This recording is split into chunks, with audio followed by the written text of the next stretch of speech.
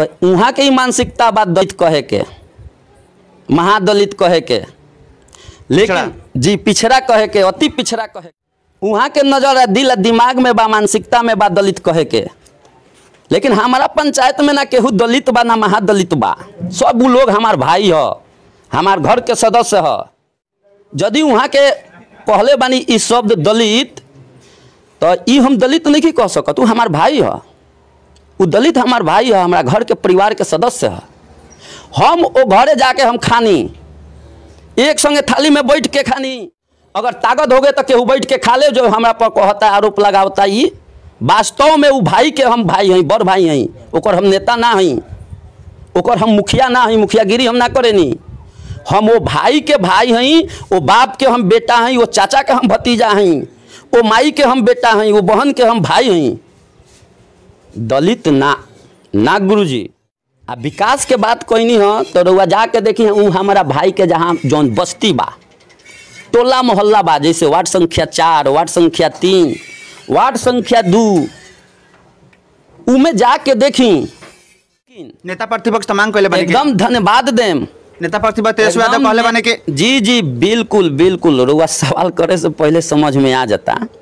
बिल्कुल हम नेता प्रतिपक्ष माननीय तेजस्वी यादव जी को धन्यवाद देंगे। अपना मंतव्य जवान जनप्रतिनिधि के हृदय के समझतनी, वहाँ के विश्वास बा कि जनप्रतिनिधि वहाँ के कहले बानी कि अफसर के अधिकार ना दे के जनप्रतिनिधि के ही अधिकार दिया, ताकि विकास होई, घोटाला ना होई, अफसरशाही ना होई। चिंता जतैले बानी, वहाँ के जानतानी जो जनप्रतिनिधि के अधिकार दे दिया तो विकास निरंतर होई, आगे बढ़ी, रुकी ना। लेकिन अफसर के दिया जाई तो विकास रुक सकता, कुछ हो सकता। यही से हम नेता प्रतिपक्ष तेजस्वी यादव के मांग के साथ बानी, और वहाँ के धन्यवाद देतानी। भाकपा माले नेता लोग के भी धन्यवाद देतानी कि जौन विपक्ष के नेता बा उ सबन हमनी के संगे बा, हमनियो वहाँ सबन के संगे बानी। नमस्कार, हम बनी अमरजीत कुमार गिरी, रेवा देखतानी भोजपुरिया झकोरा। अभी हम बनी गोपालगंज जिला के सिधवलिया प्रखंड के बखरौर पंचायत में बनी, और बखरौर पंचायत के मुखिया संतोष पटेल हमारा साथ में बनी। तमाम बातचीत हुई पंचायत के लेके, कहे कि कोरोना महामारी के दूसरा लहर तो छोड़ी, अब तीसरा लहर के तैयारी बा। ए बीच में पंचायत के जनप्रतिनिधि के तरफ से अभी तक ले का योगदान रहल बा, तमाम बातचीत हुई। पंचायत के विकास कहाँ तक भइल बा, रउआ सब जानता नहीं कि 15 जून मतलब कि अगला महीना में 15 जून के समाप्त हो जाई कार्यकाल मुखिया, सरपंच इत्यादि के। तो 15 जून के बाद कोनो अफसोस तो ना रही, पंचायत में सब काम हो तो गइल बा, तमाम बातचीत हुई। संतोष जी, सबसे पहले राउर स्वागत बा भोजपुरिया झकोरा में। भोजपुरिया झकोरा के दर्शक के हम संतोष पटेल मुखिया क्रांतिकारी अभिनंदन प्रणाम करत बानी, और बाबा रउओ के भी हार्दिक स्वागत के साथ क्रांतिकारी प्रणाम करत बानी।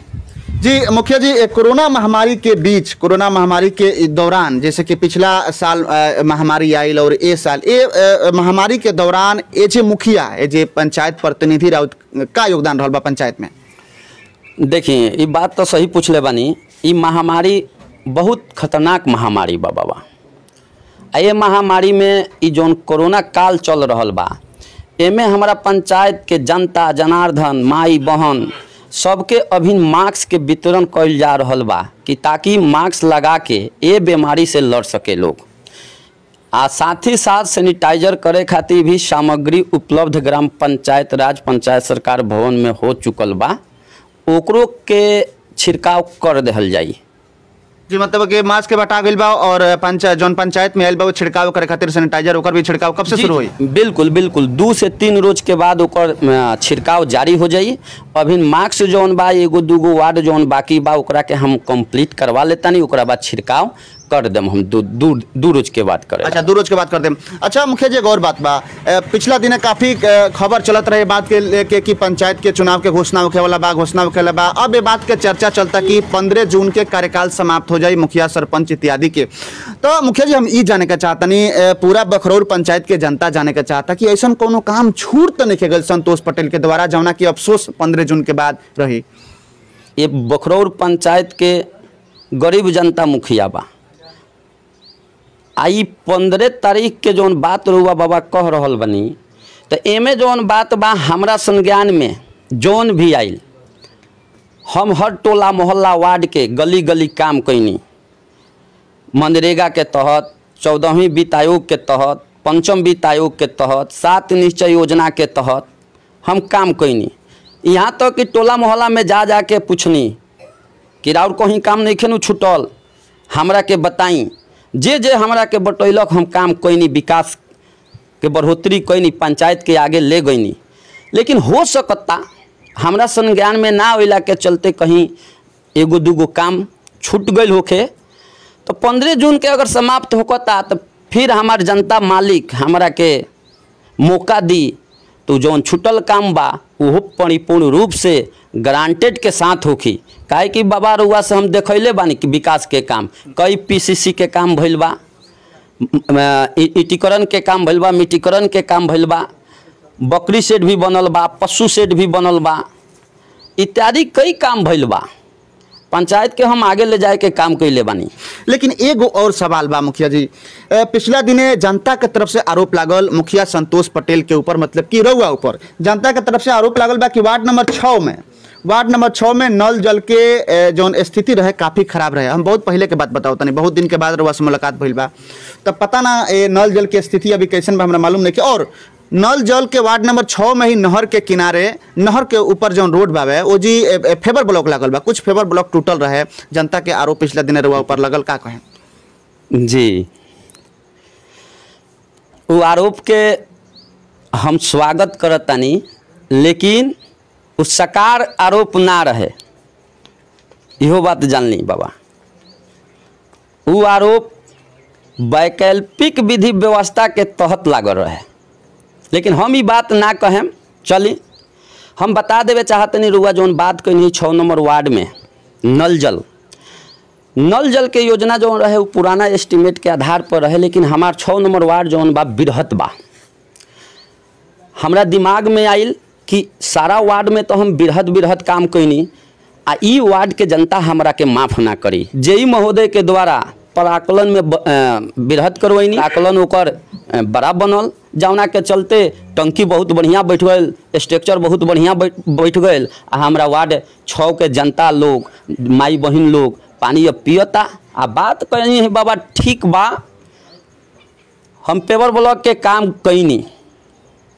पेवर ब्लॉक में जौन आरोप लगावल गए रहे ऊपर अभी बिछावते रहनी तो लोडिंग ट्रैक्टर चढ़ जाओ, 4 चक्का के गाड़ी चढ़ जाओ, उमें एगो दूगो ईंटा फुटबे करी। उहे ईंटा फुटल हो भी सकता कि केहू फोड़ियो देले होखे, लेकिन हम ई बात ना कहें कि केहू फुटल रहे। पहले से बुझात रहे कि गाड़ी चलल बा वैसे फुटल बा, केहू फोड़ले ना रहे जी। तो वो गाड़ी चलला के कारण 2-4 गो फुट गई हुई, फुटल बार। और हम वीडियो देखनी, ओकरा के हम सुधार कैनी, सुधार हो गइल बा जी। हम सुधार कैले बानी, नल जल वाला भी चलता है वार्ड नंबर 6 में। जी बिल्कुल बिल्कुल। अच्छा मुखिया जी, और हम सवाल पूछम, भावी प्रत्याशी रउरा पंचायत के भावी प्रत्याशी पूर्व सरपंच रमेश सिंह बानी, वहाँ के कहनी रउआ पर आरोप लगवनी कि वहाँ के कहनी कि हम पिछड़ा के नेता हैं, दलित के नेता हैं, तो फिर दलित और पिछड़ा के विकास काहे ने कि कैले संतोष पटेल जी?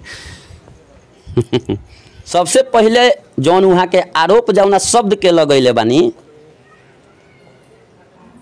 तो वहाँ के ही मानसिकता बा दलित कहे के, महादलित कहे के, लेकिन जी पिछड़ा कहे के, अति पिछड़ा कहे के। वहाँ के नजर दिल दिमाग में बा, मानसिकता में बा दलित कहे के।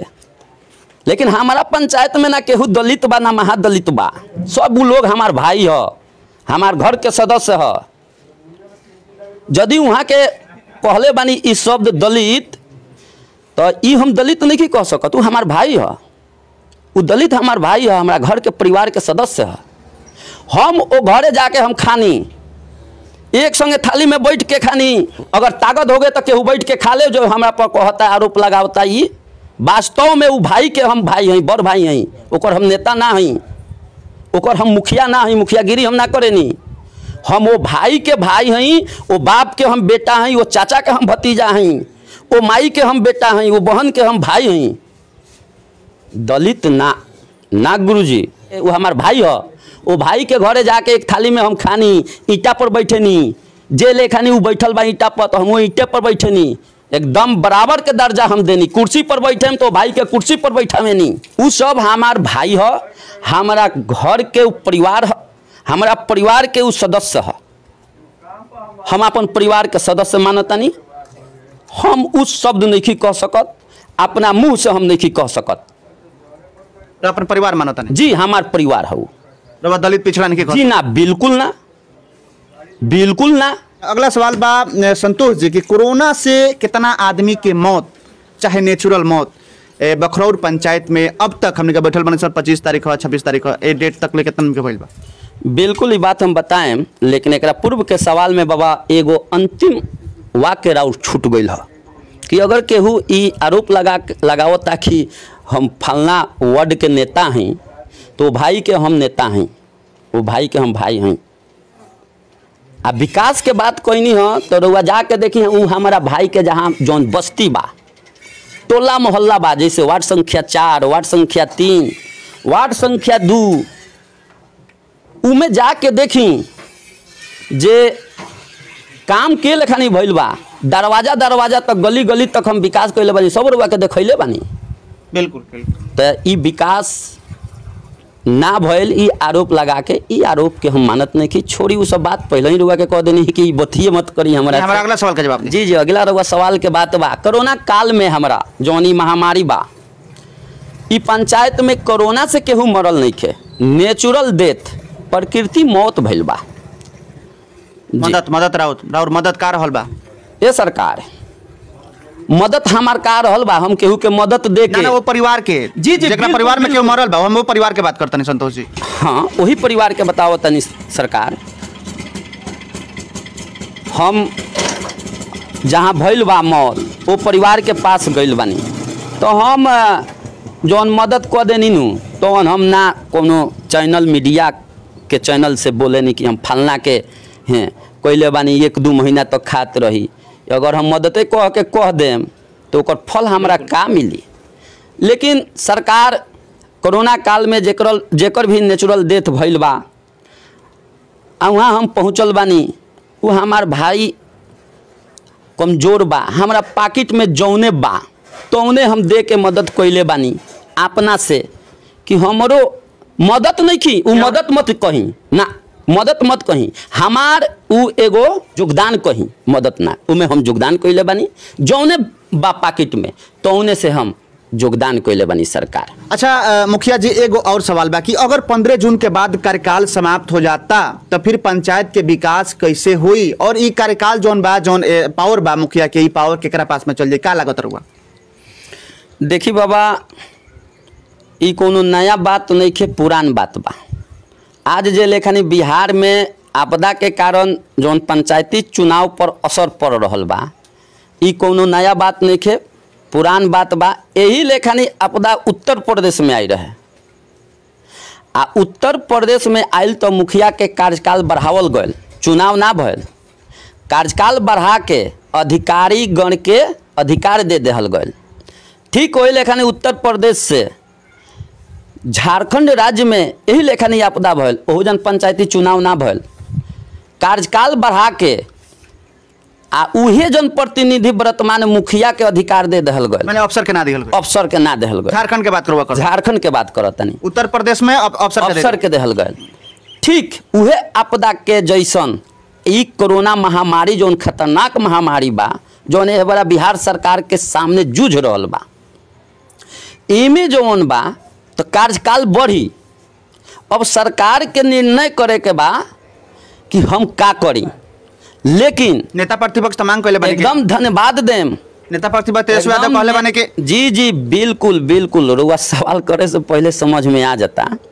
बिल्कुल हम नेता प्रतिपक्ष माननीय तेजस्वी यादव जी को धन्यवाद देंगे, जो